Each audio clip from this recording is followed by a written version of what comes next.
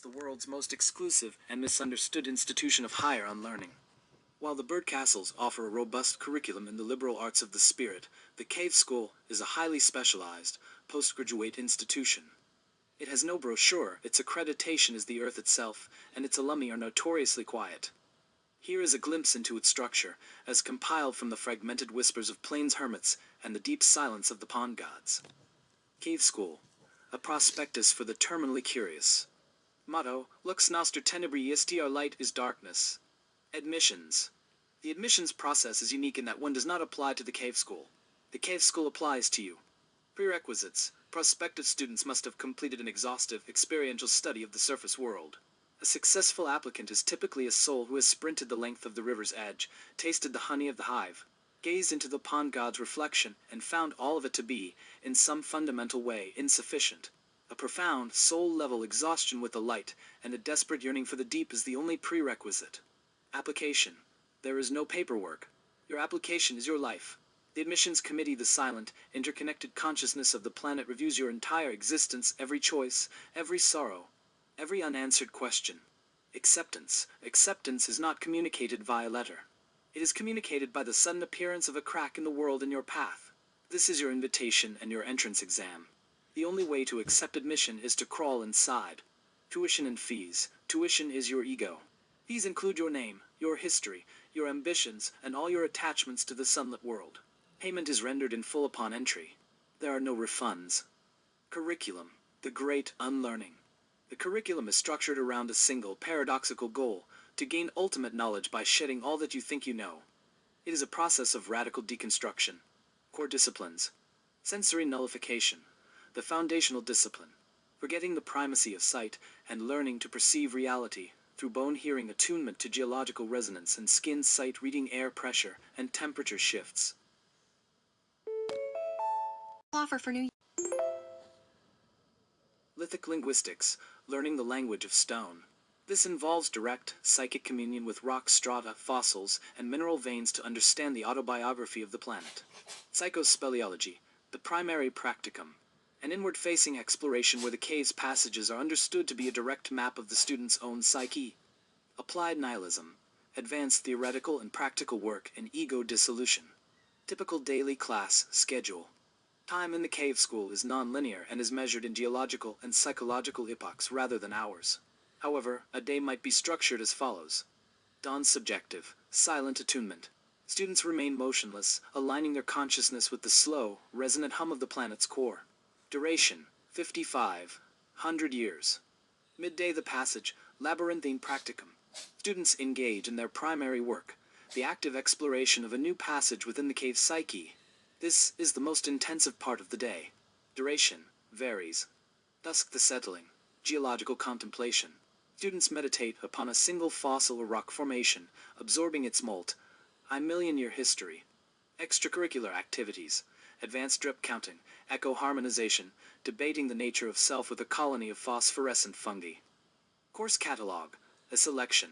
Geo 101, The Grammar of Granite. An introductory course on the foundational principles of stone consciousness. Students will learn to differentiate between the stoic pronouncements of igneous rock and the layered narratives of sedimentary formations. Psi 250, Introduction to Shadow Cartography. Students learn the fundamentals of mapping the unlit territories of their own subconscious by navigating a corresponding physical space. Prerequisite. Successful unlearning of the sun. Phil 300, The Epistemology of the Void. A seminar exploring the philosophical ramifications of absolute silence and nothingness. What can be known when the knower begins to dissolve? Bio 418. Interspecies communication, mineral and metaphysical. Advanced practicum in conversing with mountain mermaids through pure vibrational resonance. Director's permission required. Theo 500, The Final Examination. Practical ego death. This is the capstone course. Students are guided to the still point, the heart of the school, where they will practice the final art of dissolution. Warning. Course may result in permanent absorption into the planetary consciousness. Pass-fail only. Graduation requirements. A student is deemed to have graduated when they have fully mapped their own inner labyrinth and have arrived at the still point. The form of this graduation varies. Graduation by absorption tenure, the most common outcome. The student's consciousness merges completely and peacefully with the earth. They achieve a perfect, eternal state of being. This is considered a supreme success. Graduation by return emeritus status. In rare cases, a student who has fully dissolved may recoalesce their identity, now built upon a foundation of infinite silence. They may return to the surface world. Their diploma is not a scroll of parchment, but the profound, unshakable abyss of peace in their eyes.